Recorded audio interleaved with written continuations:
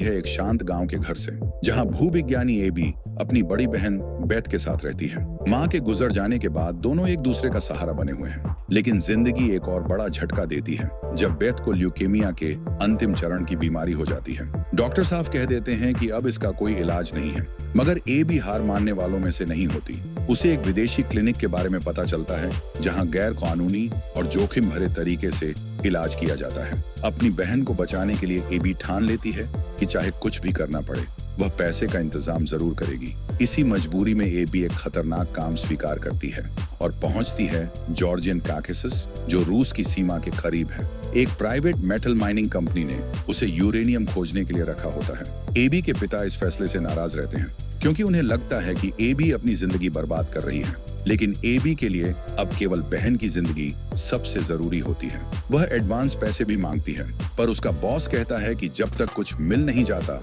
तब तक भुगतान नहीं होगा। एबी दिन रात मेहनत करती है अपने साथी सरगेई के साथ, लेकिन उन्हें कुछ हाथ नहीं लगता। कंपनी ने उन्हें सिर्फ तय क्षेत्र में ही खोज करने को कहा होता है, लेकिन एबी अपनी जिद पर अड़ जाती है और जंगल के अंदर यूरेनियम तलाशने निकल पड़ती है। सरगेई उसे चेतावनी देता है कि यह जगह बहुत खतरनाक है, लेकिन एबी उसका बंदूक लेकर उसे कह देती है कि तुम चले जाओ, मैं अकेली ही जाऊंगी। कहानी आगे बढ़ती है जब एबी अकेली जंगल में यूरेनियम की तलाश कर रही होती है। अचानक उसे चारों तरफ से अजीब और डरावनी आवाजें सुनाई देने लगती हैं। पहले तो वह घबरा जाती है, लेकिन धीरे धीरे उसका डर कम हो जाता है जब उसे एक काला और अजीब सा पत्थर मिलता है। एबी उस पत्थर को लेकर हेडक्वार्टर लौटती है और कई तरह के टेस्ट करती है। उसे पता चलता है कि उस पत्थर का तापमान बहुत ज्यादा है, लेकिन फिर भी वह समझ नहीं पाती कि यह असल में है क्या। उसकी ये खोज जैसे ही रोमांचक होने लगती है, तभी उसके पिता का फोन आता है। वह बताते हैं कि उन्होंने बेथ को क्लिनिक से वापस लाने का फैसला कर लिया है, ताकि वह आखिरी पल अपने परिवार के बीच गुजार सके। एबी इस बात से सहमत नहीं होती और कहती है कि वह खुद घर जाकर सब संभालेगी। तभी अचानक इमारत जोर से हिलने लगती है और बिजली की लाइटें टिमटिमाने लगती हैं। हलचल रुकने के बाद एबी तुरंत पैकिंग करती है और सरगेई से कहती है कि उसे एयरपोर्ट छोड़ दे। एबी हेलीकॉप्टर में बैठकर घर की ओर रवाना होती है। रास्ते में वह पायलट्स से बात करती है, जो मजाक में कहते हैं कि वे बॉर्डर के करीब से उड़ेंगे ताकि रूसियों को याद रहे कि ये घाटी उनकी है। कुछ घंटे उड़ने के बाद एबी अचानक चौंक जाती है, क्योंकि इतनी ऊंचाई पर उसे बहुत सारे परिंदे नजर आते हैं। लेकिन ध्यान से देखने पर उसे एहसास होता है कि वो परिंदे नहीं हैं, बल्कि एक काला रहस्यमयी साया है जो बिजली जैसी आवाज करता हुआ उनकी तरफ बढ़ रहा है। पायलट घबराकर कहता है कि ये और करीब आ रहा है। अगले ही पल हेलीकॉप्टर जोर से हिलने लगता है और वो काला साया खिड़कियों के चारों ओर फैलकर गायब हो जाता है। लेकिन अब स्थिति और खतरनाक हो चुकी है। हेलीकॉप्टर के सारे सिस्टम बंद हो जाते हैं, यहाँ तक कि रेडियो भी काम करना बंद कर देता है। पायलट्स इमरजेंसी लैंडिंग करने का सोचते हैं, मगर अचानक इंजन भी बंद हो जाता है। हेलीकॉप्टर तेजी से नीचे गिरने लगता है। हवा पतली होने के कारण सांस लेना मुश्किल हो जाता है। जब हेलीकॉप्टर तेजी से गिर रहा होता है, एबी अपनी बहन बेथ के बारे में सोचते हुए आंखें बंद कर लेती है, ताकि क्रैश का डरावना मंजर न देखना पड़े। टक्कर के बाद वह बेहोश हो जाती है और सपने में अपने पिता से कहती है कि वे कोई जल्दबाजी वाला फैसला न लें, क्योंकि वह जल्द ही घर लौट आएगी। जब एबी होश में आती है तो खुद को खून से लथपथ मलबे के बीच पाती है। हेलीकॉप्टर का एक हिस्सा जल रहा होता है और एक पायलट की मौत हो चुकी होती है। दूसरे पायलट को बचाने के लिए एबी उसके घाव पर पट्टी बांधती है और कहती है कि दबाव बनाए रखो। इसके बाद एबी बाहर निकलकर मदद के लिए चिल्लाती है, लेकिन आसपास कोई नहीं होता। लौटने पर पायलट उसे इमरजेंसी रेडियो इस्तेमाल करने का तरीका बताता है, मगर कई बार कोशिश करने के बाद भी कोई उसकी कॉल रिसीव नहीं करता। फिर एबी नक्शा देखती है और अंदाजा लगाती है कि सबसे नजदीकी सड़क दक्षिण दिशा में करीब 60,000 किलोमीटर दूर है। वह हेलीकॉप्टर के डिब्बे तोड़कर बड़ी आग जलाने की कोशिश करती है ताकि दूर से कोई देख ले, मगर अगली सुबह उसकी उम्मीद टूट जाती है, क्योंकि दूसरा पायलट भी मर चुका होता है। ये देखकर एबी घबरा जाती है और रोने लगती है, क्योंकि अब वह इस वीरान जंगल में अकेली फंस चुकी होती है। रात को सोने की कोशिश करते हुए उसे अपनी बहन बेथ और उसकी बिगड़ती हालत के सपने आते हैं। वह चौंक कर उठती है और आग के पास जाकर खुद को गर्म करने की कोशिश करती है, लेकिन अब उसकी आग बुझ चुकी होती है। हार न मानते हुए एबी हेलीकॉप्टर से जितना सामान मिल सकता है सब इकट्ठा करती है। खुद को तैयार करके वह कंपास की मदद से दक्षिण की सड़क ढूंढने निकल पड़ती है। लेकिन जैसे ही वह हेलीकॉप्टर से दूर जाती है, अचानक उसे रेडियो की अजीब सी आवाज सुनाई देती है। एबी तुरंत वापस दौड़ती है, मगर हेलीकॉप्टर का रेडियो बिल्कुल भी काम नहीं करता। तभी उसे समझ आता है कि आवाज दरअसल पायलट की बेल्ट पर लगे रेडियो से आ रही थी। लेकिन जब वह उसे इस्तेमाल करने की कोशिश करती है तो बैटरी खत्म हो जाती है। अब एबी हेलीकॉप्टर का मैनुअल उठाकर ये सीखने लगती है कि सारे तार और चार्जर कहाँ मिल सकते हैं। जब एबी रेडियो को चार्जिंग पर लगाकर इंतजार करती है और बार बार उस रहस्यमयी काले पत्थर को देखती रहती है।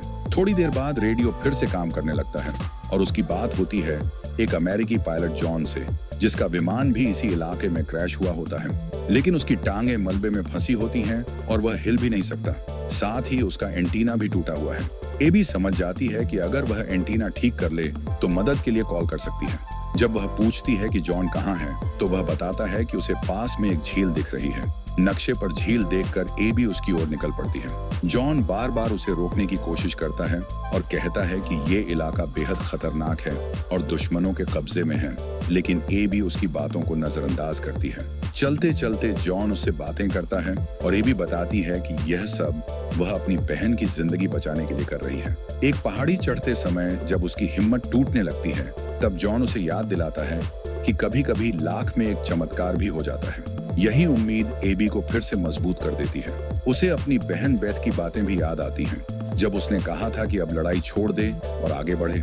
लेकिन एबी कहती है कि कोई भी बेथ के लिए लड़ नहीं रहा और वह अपनी बहन के लिए कभी हार नहीं मानेगी। आखिरकार एबी इतनी ऊंचाई तक पहुंच जाती है जहां से और ऊपर चढ़ना नामुमकिन होता है, इसलिए वह दूसरा रास्ता पकड़ती है। लेकिन उसे पता ही नहीं चलता कि पास में काले पत्थरों की एक रहस्यमयी जगह मौजूद है। दिशा बदलने के बाद एबी किसी तरह पहाड़ी पार करती है और जंगल में पहुंच जाती है, जहां वह रात गुजारने का फैसला करती है। वहीं वह टहनियों से छोटा सा शेल्टर बनाकर आग जलाती है, लेकिन बारिश शुरू हो जाती है और उसकी आग बुझ जाती है। तभी एबी को अपने बैग में कुछ गर्म गर्म हिलता हुआ महसूस होता है। वह याद करती है उस काले पत्थर को। जैसे ही वह उसे नंगे हाथों से छूती है, उसका सतह अजीब तरीके से रिएक्ट करने लगता है। जॉन एबी से कहता है कि उसे अपने काम पर शर्मिंदा नहीं होना चाहिए। तभी एबी को एहसास होता है कि जॉन मिलिट्री में रहा है और अपने अनुभव से बात कर रहा है। अगली सुबह एबी अपनी यात्रा जारी रखती है और बर्फ से ढकी एक घाटी तक पहुंचती है। ठंडी हवाएं उसके लिए और मुश्किल खड़ी कर देती हैं। वह बार बार फिसल जाती है। थोड़ी देर बाद एक नदी मिलती है जहां वह बैठकर आराम करती है और पानी की बोतल भर लेती है। लेकिन कुछ घंटे चलने के बाद उसे पता चलता है कि वह चारों तरफ से पहाड़ों से घिर चुकी है। नक्शे में कोई और रास्ता नजर नहीं आता, इसलिए उसे मजबूरन ऊपर चढ़ना पड़ता है। वह जितना हो सके पैदल चलती है, लेकिन आखिरकार उसे चढ़ाई करनी ही पड़ती है। पहली कोशिश में वह तुरंत गिर जाती है।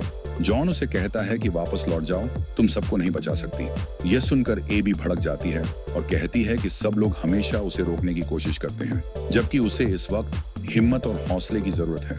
आखिरकार जॉन कहता है कि यह तुम्हारा फैसला है और गुड लक कहकर चुप हो जाता है। एबी अपने दस्ताने उतारती है और फिर से चढ़ाई शुरू करती है। इस बार वह और मजबूती से पकड़ पाती है और धीरे धीरे ऊपर बढ़ने लगती है, लेकिन बीच रास्ते में उसका पांव टिकाने की जगह खत्म हो जाती है। जब वह जॉन को बताती है तो वह रहस्यमयी अंदाज में कहता है कि यह अफसोस की बात है, क्योंकि तुम मेरी पसंदीदा लोगों में से एक थी, और फिर रेडियो काट देता है। हैरान एबी दोबारा संपर्क करने की कोशिश करती है, लेकिन अब कोई जवाब नहीं मिलता। एबी एक औजार निकालकर चट्टान में गाड़ती है, लेकिन जैसे ही पैर रखती है, औजार निकलकर नीचे गिर जाता है।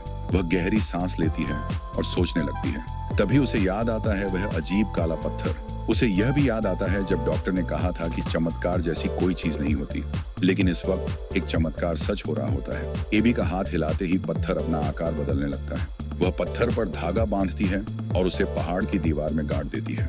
यह पत्थर उसे इतना मजबूत सहारा देता है कि एबी सुरक्षित तरीके से ऊपर चढ़ पाती है और आखिरकार पहाड़ की चोटी तक पहुंच जाती है। जैसे ही वह खड़ी होती है, पत्थर धागे के साथ खींचकर उसके पास वापस आ जाता है। एबी पहाड़ की चोटी पर पहुंचते ही आसमान में एक रहस्यमयी काला साया देखती है जो अजीब आवाज कर रहा होता है। दूरबीन से देखती है कि दूर एक मिलिट्री बेस की रोशनी दिखती है।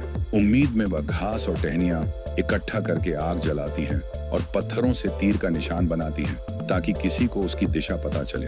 थोड़ी देर बाद जॉन रेडियो पर कहता है कि ये इलाका रूसियों के कब्जे में है और यदि उन्होंने संकेत देखा तो मदद नहीं बल्कि खतरा होगा। डर के कारण एबी फिसलकर गिर जाती है और पैर चोटिल हो जाता है। जॉन की डांट से परेशान होकर वह रेडियो बंद कर खुद घाव का इलाज करती है। अचानक वह देखती है कि सैनिक इलाके में गश्त कर रहा है तो तुरंत भागती है। सहारे के लिए डंडी इस्तेमाल करके वह जंगल पार कर एक पुराने खंडहर जैसी इमारत में पहुंचती है। वहां टूटे फूटे सामान और परिवारों की तस्वीरें दिखती हैं। वह आग जलाने का सामान खोजती है और ब्रेड खाकर पेट भरती है। फर्स्ट एड किट से हाथों पर पट्टी बांधती है और पेट में इंजेक्शन लगाती है। थक कर जब लेटती है तो बेथ की तस्वीर देखकर उसकी यादें ताजा हो जाती हैं। बेथ चाहती थी कि आखिरी दिन घर पर गुजारे, लेकिन एबी ने उसे रोक रखा था। अगली सुबह एबी रेडियो की आवाज सुनकर जागती है। बाहर देखती है कि सैनिक करीब आ रहा है और वह घबरा जाती है। वह जल्दी से दरवाजा रोकती है और खिड़की के नीचे छिप जाती है। सैनिक झांकता है, लेकिन उसे एबी दिखाई नहीं देती और वह आगे बढ़ जाता है। जब सैनिक दूसरे दरवाजे चेक कर रहा होता है, एबी छड़ी की मदद से अपने बैग तक पहुंचती है और बंदूक निकालती है, लेकिन मैगजीन गिर जाता है। आवाज से सैनिक ध्यान दे देता है और दरवाजा खोलने की कोशिश करता है। फिर सैनिक उसे पकड़ लेता है और हथियार ताने हुए रूसी में कुछ कहता है। एबी डरकर फायर कर देती है। गोली पहले उसके हथियार को और फिर पैर को लगती है, जिससे वह गिर जाता है। एबी उसका हथियार और बैग ले लेती है। बैग खोलने पर उसे वही काला पत्थर मिलता है जैसा उसका है। तभी सैनिक के रेडियो से जॉन की आवाज आती है, तुम मेरी पसंदीदा में से एक थी। सैनिक खुद को इवान बताता है। एबी समझ जाती है कि दोनों के साथ छल किया गया है। जॉन की आवाज पूछती है, क्या तुम बेथ को फिर से नहीं देखना चाहोगी? और फिर कॉल कट जाती है। एबी सैनिक से माफी मांगती है और उसके पैर पर पट्टी बांध देती है। उसे सोफे पर आराम करने के लिए रख देती है। फिर वह कहती है कि वह रेडियो की आवाज ढूंढेगी और सैनिक से कहेगी कि अपने कमांडर को बताए कि अगर उसे देख लें तो गोली न चलाएं। लेकिन एबी को यकीन नहीं है कि सैनिक उसे पूरी तरह समझ रहा है या नहीं। अब एबी और सैनिक दोनों जंगल पार करने निकलते हैं, लेकिन पैरों की चोट की वजह से बार बार गिरते पड़ते चलते हैं। आराम करते समय एबी पत्थर निकालती है और तभी आसमान से वही अजीब आवाज आती है। उसे समझ आता है कि यही पत्थर उस काले साए को खींचता है जिसने हेलीकॉप्टर गिराया और रेडियो सिग्नल भी बिगाड़े। गुस्से में वह पत्थर फेंक देती है और चिल्ला उठती है।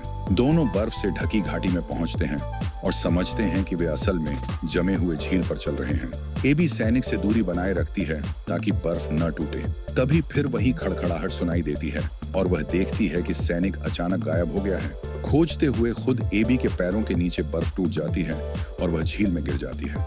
बड़ी मशक्कत से वह बाहर निकलती है, लेकिन ठंडी हवा और तूफान से कुछ भी दिखना बंद हो जाता है। एबी लगातार चलती रहती है और आखिरकार जंगल का किनारा पाकर रुकती है। वहां उसे सैनिक का छोड़ा हुआ सिगरेट मिलता है। थकी हारी और भीग चुकी एबी कपड़े उतारकर स्लीपिंग बैग में घुस जाती है ताकि गर्म रह सके। तभी रेडियो से फिर जॉन की आवाज आती है। एबी गुस्से में रेडियो फेंक देती है, लेकिन आवाज फिर भी सुनाई देती रहती है। जॉन बताता है कि उसका विमान भी ऐसे ही गिरा था और उसने अपने दल को धीरे धीरे मरते देखा। एबी नींद में डूब जाती है और सपनों में अपनी बहन बेथ के साथ गुजरे खुशनुमा पल देखती है। अगली सुबह एबी को हेलीकॉप्टर की आवाज सुनाई देती है तो वो भागकर जंगल में जाती है ताकि कोई उसे देख ले, लेकिन हेलीकॉप्टर उसे देख ही नहीं पाता और उड़कर चला जाता है। ठंड से कमजोर होती एबी घुटनों पर गिर जाती है और बेथ की आवाज सुनती है जो उसे घर आने को कहती है। फिर अचानक वो बेहोश होकर एक गुफा में गिर पड़ती है। वहां उसे पानी में तैरता हुआ जॉन का सड़ा हुआ शव मिलता है जो काले पत्थरों से ढका हुआ होता है। उसी पानी के नीचे से काली रहस्यमयी ताकत उसके शरीर में घुसने की कोशिश करती है। होश आने पर एबी देखती है कि उसके चारों ओर काले पत्थर हवा में तैर रहे हैं। तभी उसी रहस्यमयी ताकत की आवाज जॉन की तरह बोलने लगती है। वो एबी को बधाई देती है कि उसने यहाँ तक पहुंचकर खुद को साबित किया। एबी उस पर आरोप लगाती है कि वही सब हादसों की वजह है, लेकिन आवाज कहती है कि यहाँ तक लाने वाले सारे फैसले खुद एबी ने लिए। धीरे धीरे काले पत्थरों से आधा इंसानी शरीर बनने लगता है और आवाज बताती है कि जॉन ने 65 साल पहले मौत से बचने के लिए खुद को इस ताकत का हिस्सा बना लिया था।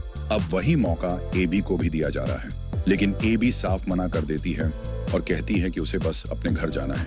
तभी ताकत जवाब देती है, तुम पहले से ही घर पर हो, और उसके सामने बेथ का घर दिखाई देने लगता है। एक अदृश्य ताकत उसे जबरदस्ती अंदर खींच लेती है।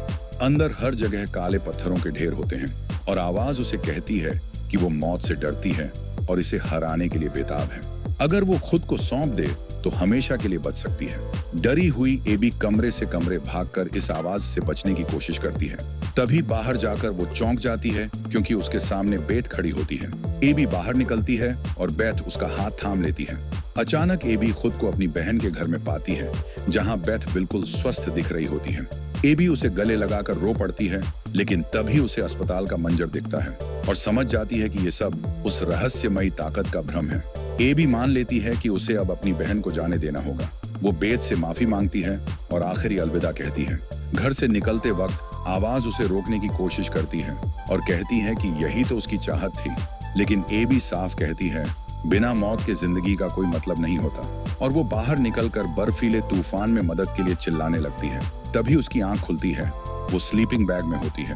वो जल्दी से फ्लेयर जलाती है और हेलीकॉप्टर उसे बचाने के लिए लौट आता है। 2 दिन बाद एबी अस्पताल में होश में आती है और धीरे धीरे ठीक होती है। बाद में वो सेर्गेई और उसकी दादी के साथ रहती है, लेकिन जल्द ही घर लौटना चाहती है। एयरपोर्ट से लौटकर वो अपने पिता संगबेथ से मिलने जाती है। अब बेथ बहुत कमजोर हो चुकी होती है और नर्स उसकी देखभाल कर रही होती है। एबी और उसका पिता बेथ के पास बैठकर उसका आखिरी समय उसके साथ गुजारते हैं